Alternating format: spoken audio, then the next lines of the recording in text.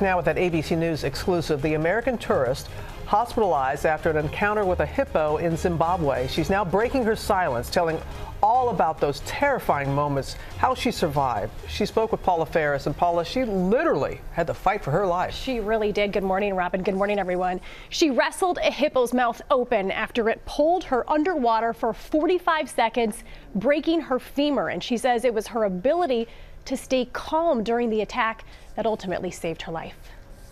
Kristen and Ryan Yaldor were all smiles on their African adventure last month, but nothing could have prepared them for what was about to happen. I didn't have any fear getting into the canoe whatsoever. The travel and wildlife enthusiasts were canoeing on the Zambezi River with 2 tour guides when one of the guides said he saw something ahead. He did tell us initially with his binoculars he did see hippos, a group of hippos, he said, up on the right-hand side, so that we would need to paddle over to the left-hand side. They steer to the left. You're on the left-hand side, and then what happens? Shortly thereafter is when something popped up underneath our canoe, more towards the middle. The canoe tipped forward to where I fell into the water, forward and towards the deep side. I took 2 strokes towards the shoreline. The young couple both thrown from the canoe, a terrifying drama. And immediately I was grabbed and pulled underneath the water. Didn't have a chance to scream. It was just so quick and so forceful that I got pulled under and then was starting to be thrashed around underneath the water, back and forth.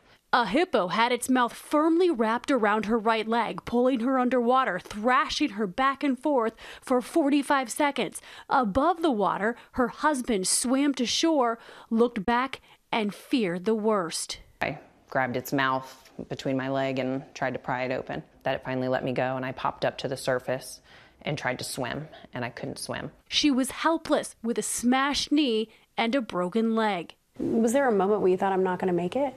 Only after I came back up and thought that if it grabbed me again, then I don't think I could survive that again.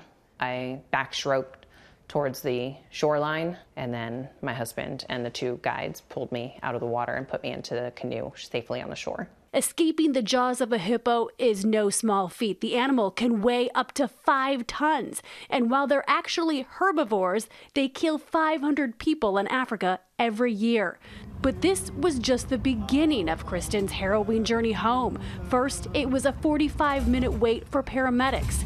And so I kept screaming to them, hurry up, you're taking too long. I said, if I'm bleeding out, I am going to lose my life. A tourist helicopter had to be converted to a medevac, and then a 2-week hospitalization in Johannesburg. And finally, a 30-hour air ambulance ride making 7 stops all the way home to Tampa.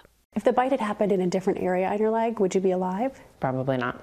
If it was an inch or so in another direction, she probably would have bled out in the canoe and not made it any past that. I choose not to think about that because she is here, she is alive, and that's just every more reason to be thankful that she is here.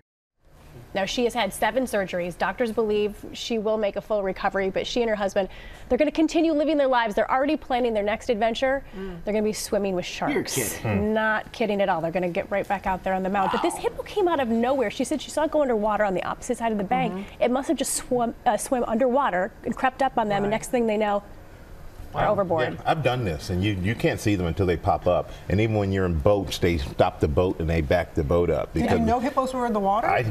Foolishly I did, and I still went out there. Yeah.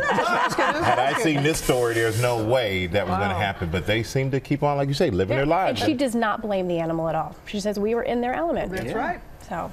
Wow. True. All right, great story. Thank you, Paula. Well, hey there, GMA fans. Robin Roberts here. Thanks for checking out our YouTube channel. Lots of great stuff here. So go on, click the subscribe button right over here to get more of awesome videos and content from GMA every day, anytime. We thank you for watching, and we'll see you in the morning on GMA.